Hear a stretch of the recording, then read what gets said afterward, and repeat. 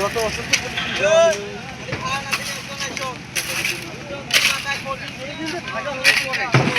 হ্যাঁ হ্যাঁ ঢালাই একদম পাট্টা মাস শেষ হবে সব কিছু না হুজুর যদি মনে করেন বৃষ্টি একদম যে না আসবে যখন মানে সব শেষ হয়ে যাবে পলিথিন বিসি দিয়ে আপনারা ইয়া করবেন থাকিয়ে দিবেন মানে পরবর্তী বৃষ্টির থেকে যেন বাঁচা যায়। সারাদিন যদি বৃষ্টি না হয়, হ্যাঁ